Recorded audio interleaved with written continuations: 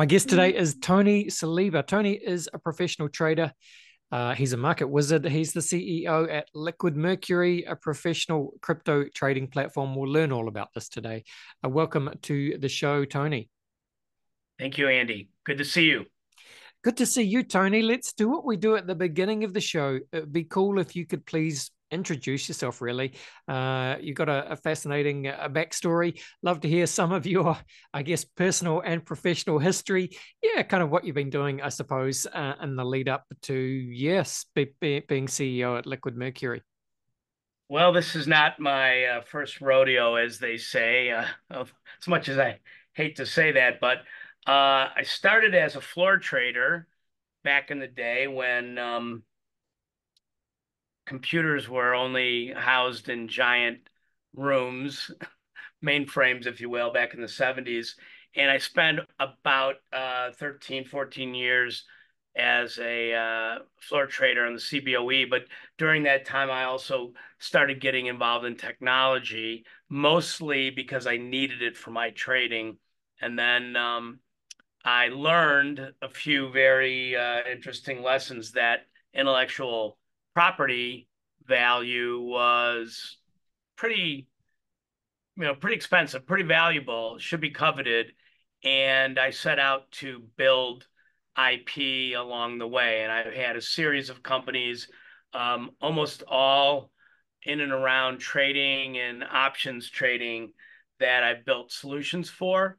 One about 20 years ago, which was LiquidPoint, and that is still the predominant technology in the options listed U.S. option space today. It's under a different name. It's gone through a series of acquisitions. Then after leaving LiquidPoint, I set out my garden leave and launched Matrix Execution, which is also in the listed option space and nipping on the heels of LiquidPoint as the number three most active bit of technology in the U.S. options arena.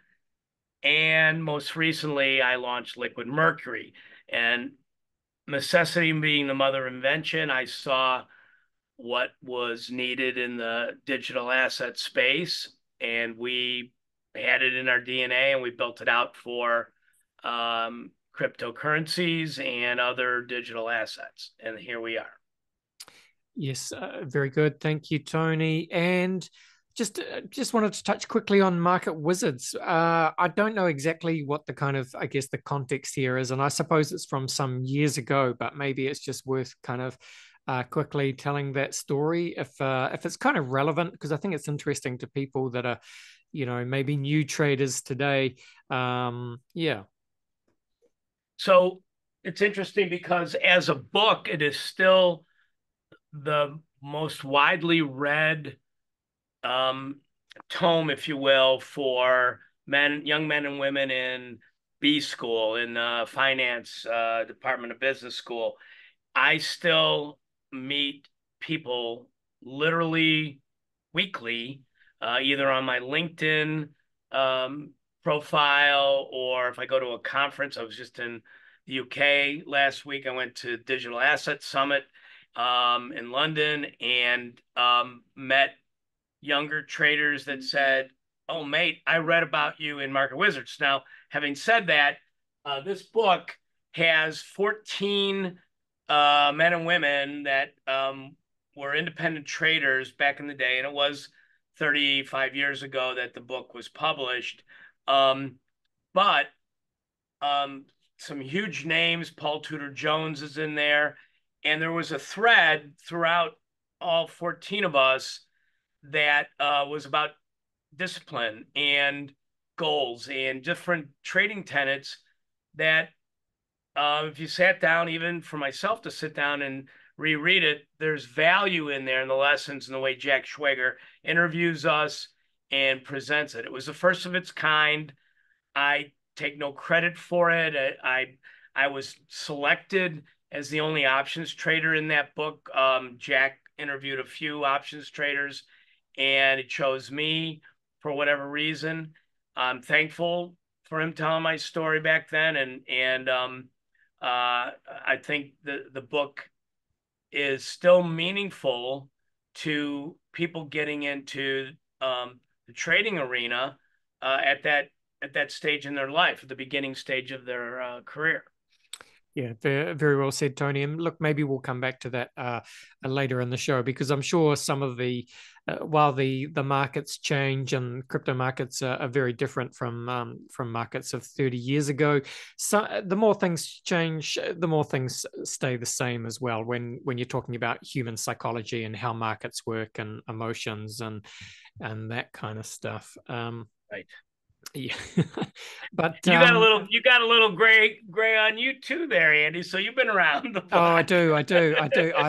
I've certainly been around. Not that I was sort of trading back in the day, but you are very perceptive indeed, Tony. Look, let's move to Liquid Mercury then. So, I'd love to hear, I guess, yeah, just like kind of the origin story, and then we can just kind of jump into some of the features and products and how it works and who it's targeted at, that kind of thing. Right. Well, as I've said before, and probably will till I pass, my kids will probably put on my gravestone: necessity was the mother of invention. And when I saw, so what a lot of people don't understand is if the trading vehicle is volatile or um, um, tricky or illiquid to trade, a larger player getting into the space isn't going to just, go onto a website and click on it and make a trade. They're going to want to talk to a trusted agent, if you will, or a counterpart that will take care of their trades needs. So when I looked at what was going on in the digital asset space, this goes back about 7 years ago. I had learned about Bitcoin right away. A company that had purchased LiquidPoint had a research department run by a guy named Nick Colas, who was a wonderful guy, fun to know, and his research was very easy to consume. And every morning he wrote a morning email, kind of recapping the day before and what to look for in the coming day. And he started writing about Bitcoin back in '09. And so I read his stuff religiously for a number of months. And by the middle of 2010, I had understood everything I needed to know about Bitcoin, put it aside, went back to options and forgot about it for 7 years. And I missed this whole big move. But then in 2017, it crossed 2000. And I was like, wait a minute, that was like 50 cents a minute ago. What's going on? And so I dove back in, now missing this whole giant move, and realized that a ecosystem had grown up around this idea, but it was really sort of crappy web automation, e-commerce websites and stuff. And I'm like, Wall Street's never going to put up with this. And I set out, got some of my members from the LiquidPoint team, and we started to build out the infrastructure for real institution grade trading tools. And we built out a system for agents so that the sell side could do workflow automation where you're taking orders, slice them, dice them, stage them, execute them when they were ready, rebundle them, post-trade allocation, send them back to the origination. Then we also have a OTC platform that allows a trading shop to have real-time markup based on the level of type of client you are, so that what you see is what you get in your pricing, and very high speed, very non-crypto, high speed, low latency, fixed interfaces. All right. We're connected to about 50 venues. In terms of execution, we have the top 5 or 6 custody solutions and adding to that. And we're a B2B. So we have a B2B to C solution where our customer actually white labels our technology out to their end user. And as a customer of one of our clients, you can do on behalf of trades. You can access a large and growing network of counterparts. And what we're doing in crypto is what we did in options and connecting the dots. We have some of the biggest names on our platform that are in the space, and our pipeline is pretty fat right now. We're going live with an exchange, GFO, Global Futures and Options Exchange, which is the first regulated crypto options exchange out of the UK, clearing the London Clearing House, fully regulated. They've got big names like ABN AMRO and Goldman Sachs and Standard Chartered as their lead banks, and they're using our technology. Will be the front end and the RFQ platform. So we're very busy in delivering traditional finance tools to a digital asset cryptocurrency trading environment. Yep, very good, Tony. And I'm just looking through the Liquid Mercury offering, and I can see you kind of got two or three solutions really: Pro, OTC, and Plus. And I guess Pro is more just for for traders. So it's it gives you that kind of access to pretty sophisticated trading tools. Whatever out you of the would box stuff. Yep. out of the whatever you need really to do any kind of crypto trading at size, and most markets, and most peers, and this futures and derivatives, spot, very very comprehensive offering. So I don't know, just talk us through anything you want to kind of talk us through that kind of Pro offering, and then how the Plus offering and what the differentiation is, I suppose. Well, the Pro offering is, as I said, an out of the box kit to set up for a trading shop to take care of their OMS, EMS, so order management, execution management system, connectivity for execution, and position management, risk management, all the way through to custody.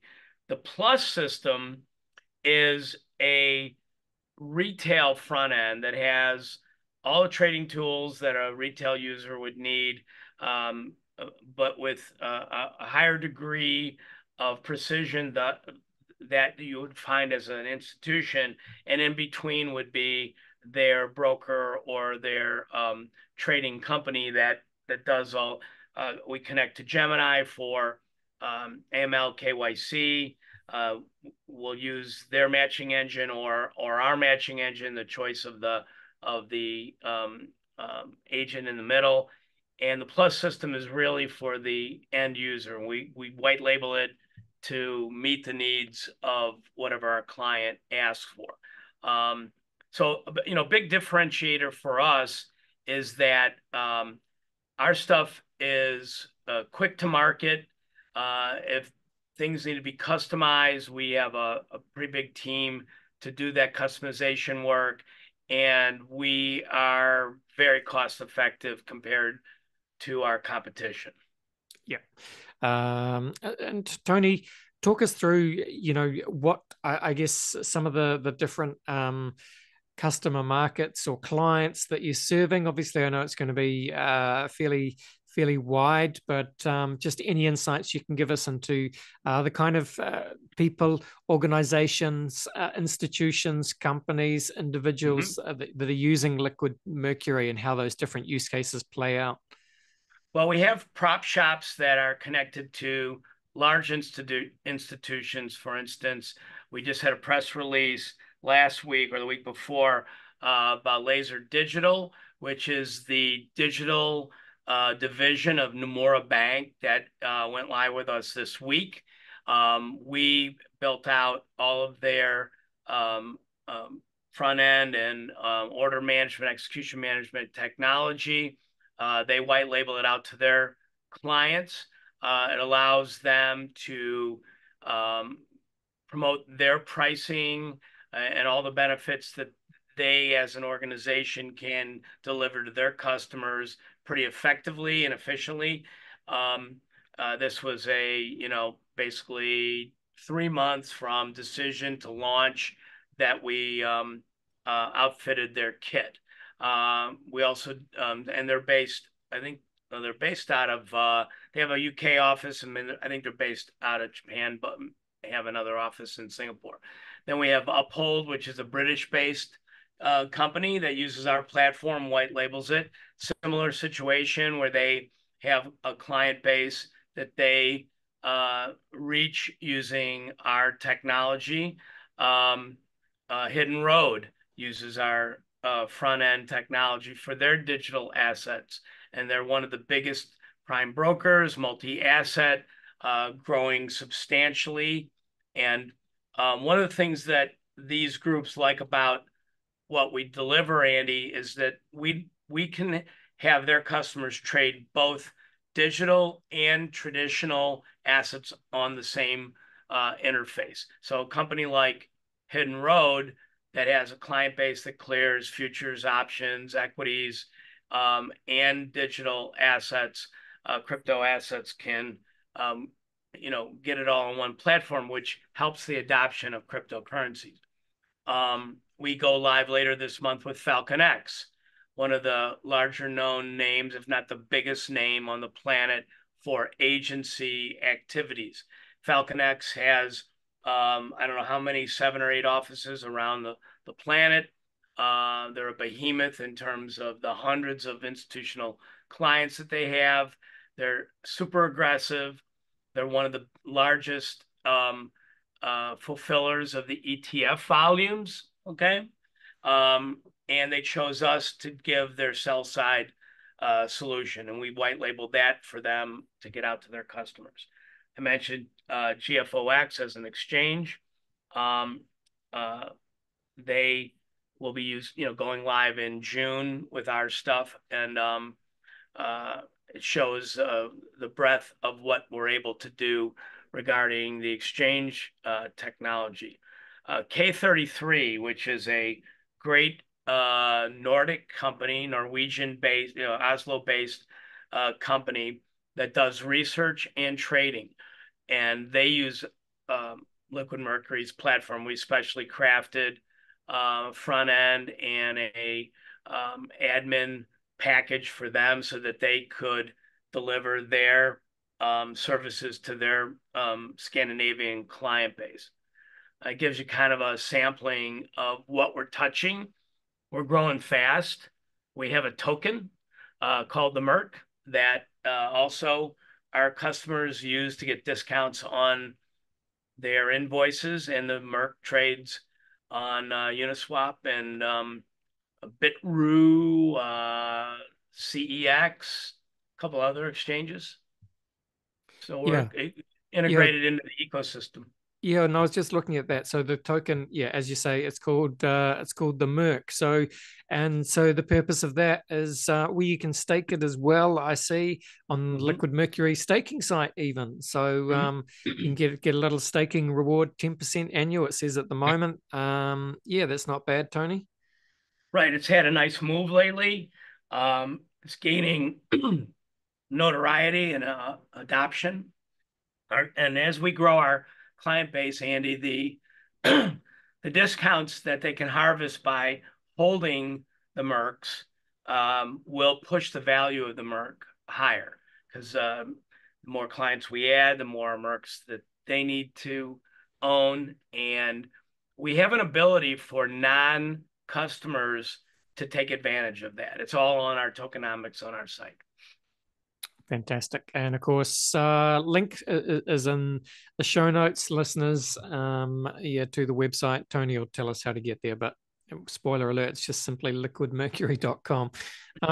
But Tony, be just interested in your thoughts in general, as you've kind of been a reasonably early participant, well, not just in crypto trading, but trading in general for the kind of, as a member of, I guess, an older trading generation, if you don't mind me kind of framing it like that. But you've seen the rise of these young crypto trading guys. So you've seen the whole industry develop.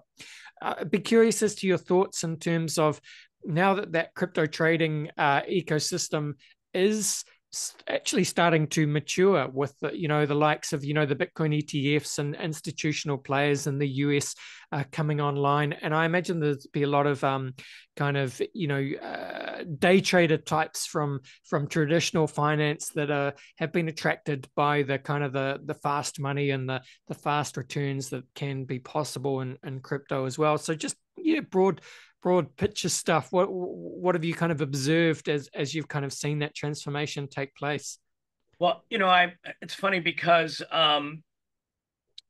having started in the options business when volume, there was four exchanges, and volume for a busy day might have been in the uh, tens of thousands, if not maybe 100,000 over the span of the four exchanges.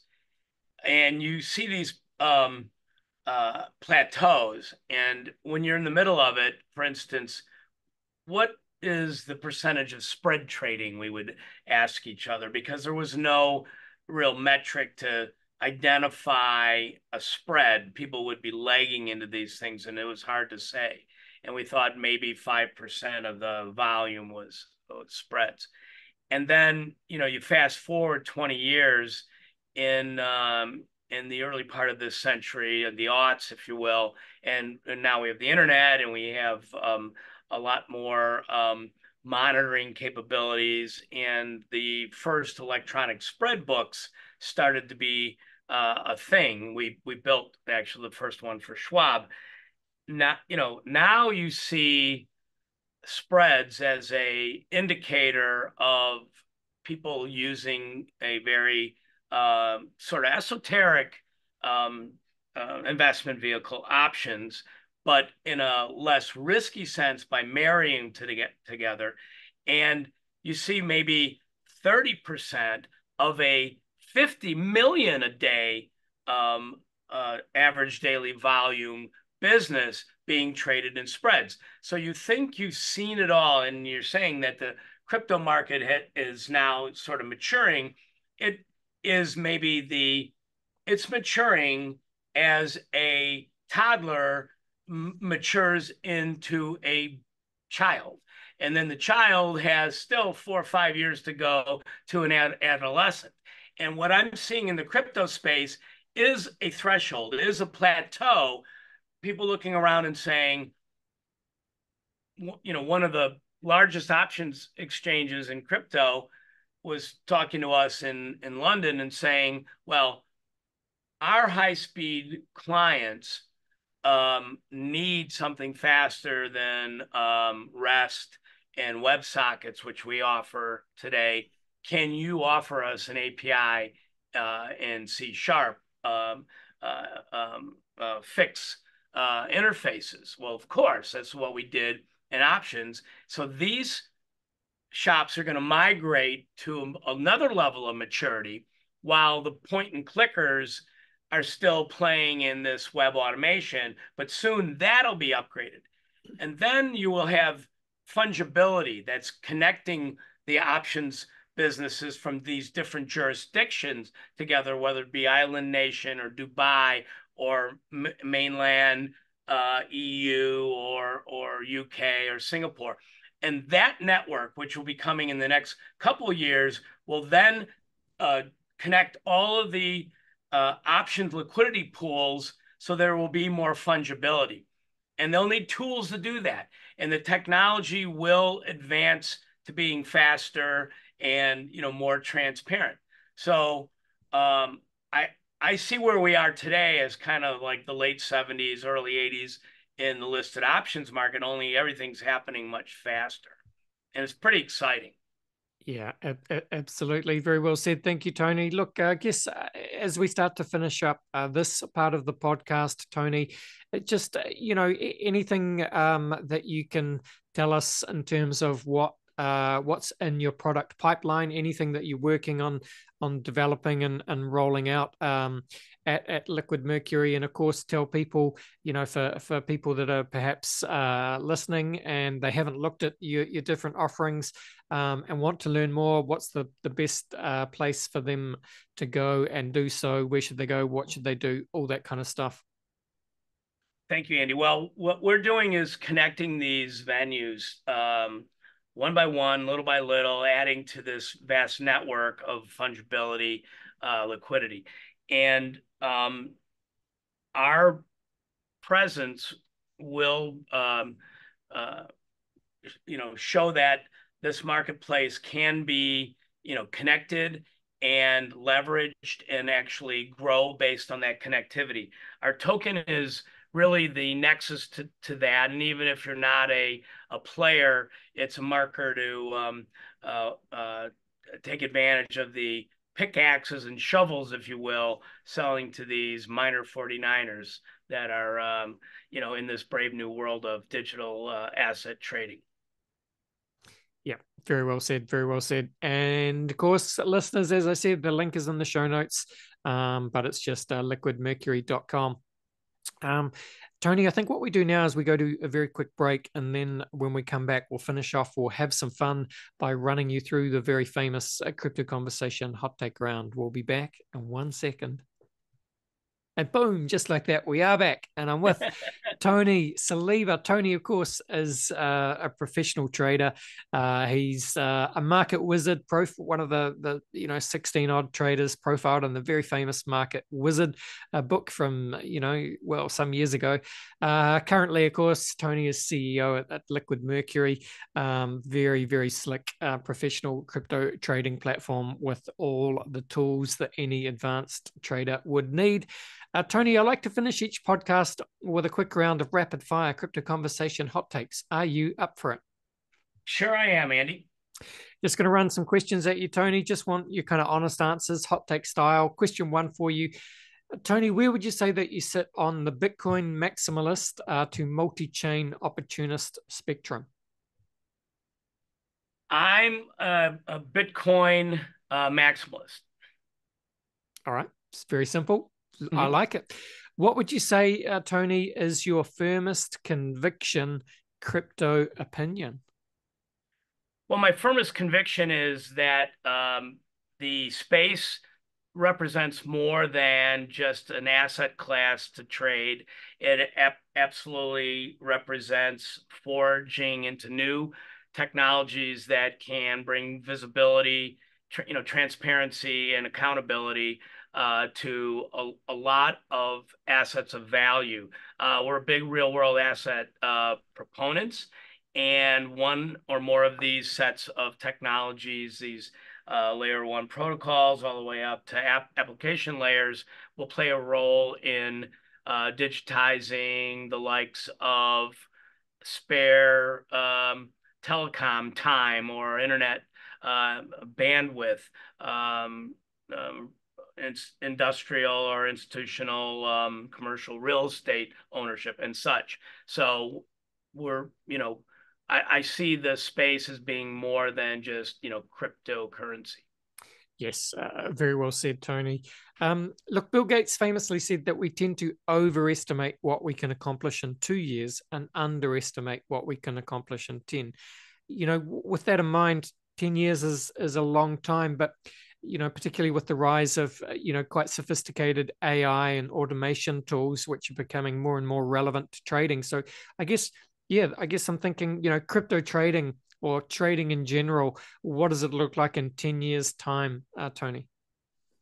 So you're going to have these layers that I mentioned earlier, and in 10-year time, there will be a lot of adoption that is embedded into our everyday lives, where 5 or 8 years ago, apps such as Zelle and Venmo and Cash App were not a thing yet, and now they're just like ubiquitous. Okay, so you will see that more blockchain technology will replace existing accounting protocols and delivery protocols, and they'll just be part of the fabric. In fact, no one's going to tap you on the shoulder and let you know it's happening, but it'll be happening.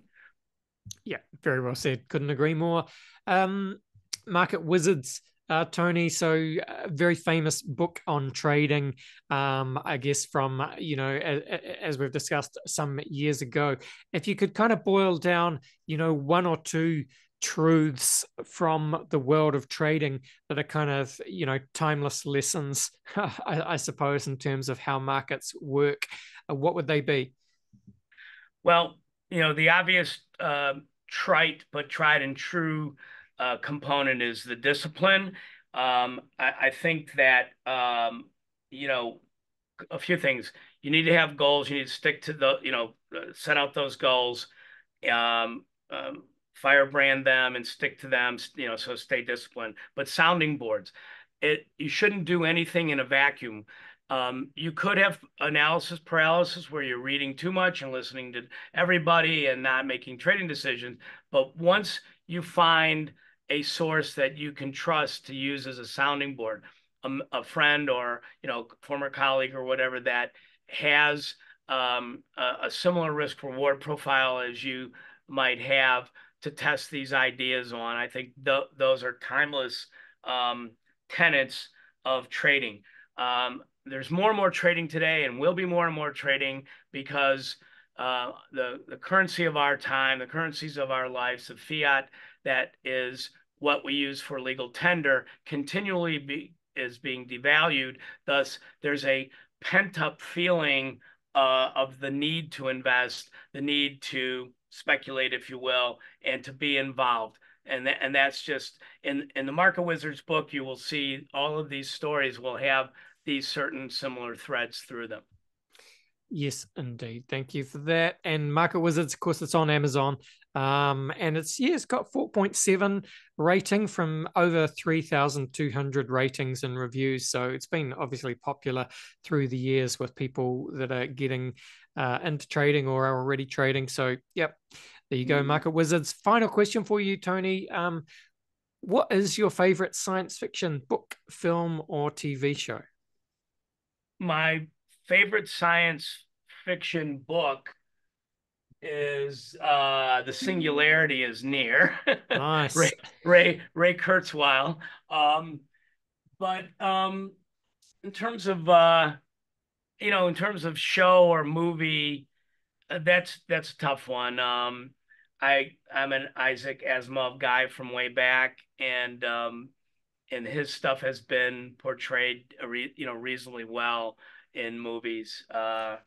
I'm an old-fashioned science fiction guy, but I'm getting more, with the Elon Musk era, getting more into the new science fiction with like real concentration helmets or implants.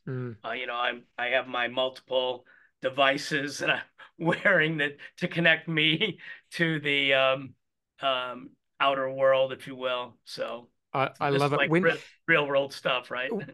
Absolutely. When did you first read The Singularity is Near? When it came out? Well, I remember exactly, it was 2005 maybe, but I think it had already been out for a little while. Oh my God. No, it was 2005 is when I think it came out. So it was probably out for a year. Look how, you could see how dog-eared and worn that is. Probably my second. I got to meet Ray Kurzweil in 2008, shortly thereafter. And I'm not saying I'm for all for robots, but I think if technology can help the human condition have a better time on Earth, I'm all for that. Right? Yeah, no, look, I'm with you. And I think I read that book. I came across it. It would have been about 2008 for me. And I still, obviously, I guess it's had an impact on you. But yeah, that book is probably one of the top 3 or 4 books that have had an impact on my life as well. And I got goosebumps right now. Yeah, well, it's just amazing. Who knew, right? who knew? And the funny thing about that book is, I'm sure you agree, when you read it back in sort of 2005, 2009, it really did come across as pure science fiction. You'd think sounds amazing, but I'm a bit suspicious if any of this could actually happen in our lifetime. Exactly. Right. But it's amazing, not even, 15 years later, and what has happened in AI, the advances in nanotechnology and all the kind of exponential growth curves that Ray was talking about, it is all coming to pass. It's incredible to see. It's shocking. I mean, yes, he's a true seer, a true visionary, and like you said, he wrote this, 20 years ago, and you thought, okay, I'm gonna hold a healthy skepticism, open mind about it. But oh my God, here we are in this glide path, and it's almost all happened. Incredible. Hey, look, it's been amazing talking to you today, Tony. I've had a lot of fun. Thank you so much for spending some time with us. Just to close it out, again, tell people where you like to hang out, whether it's on X or LinkedIn or whatever, and where people should go to learn more Link, about Liquid Mercury. absolutely, LinkedIn. You know, I'm a more of a voyeur and consumer on X. I haven't posted in a while, but liquidmercury.com is our website. We've got some good stuff up there. We're starting a blog here shortly, and hopefully I'll be back on your platform again sometime soon. Anytime you want, Tony. Thank you so much. All the best, and bye for now. Thank you, Andy. All right, there you go. Hey, Tony from Market Wizards, Liquid Mercury. And yeah, fantastic. The Singularity is Near by Ray Kurzweil. Yeah, look, I'm not kidding when I said that's one of the most, kind of impactful books in my life. I used to publish a magazine back in the days, kind of like, it was pretty slick, all about like design, architecture, fashion, but with a real slick kind of futuristic sci-fi angle. And so we did this kind of like a 20-page feature on the singularity, purely based on all the ideas that Ray Kurzweil was talking about in that book. And this is back in, would have been 2009 that we published this 20-page feature in the book. So super interesting. So I've always been interested in those kind of singularity type ideas, which I guess in a roundabout way is why when you eventually come across crypto and you think back, well, maybe some of these ideas are kind of related, and I guess they are, and they were, and it seems a bit more obvious in hindsight. But yeah, it's just amazing. As I said, reading that book 20 years ago was pure sci-fi, and yet the world that we live in 2024, with the AI literally coming to life all around us, and I think Ray Kurzweil, of course, his famous prediction, the author of the book, is that 2045 is when the singularity happens, and that's kind of the Rubicon that we cross. Runaway AI. If you're a techno-optimist, it's a good thing, because I suppose humanity merges with the machine and all things become possible, and we start to populate the galaxy and all that kind of crazy stuff that may or may not be possible. But those are the kind of arguments that we're going to have to deal with as a species in the decades ahead. So yeah, what a time to be alive. Simple as that. Hey, thanks to Tony for coming on the show. And I might go dig out my copy of The Singularity is Near. Yeah, it's a great book. All right. Thanks for listening, team. Make sure you subscribe to the show. But yeah, this is another episode. This was The Crypto Conversation for Brave New Coin. See ya.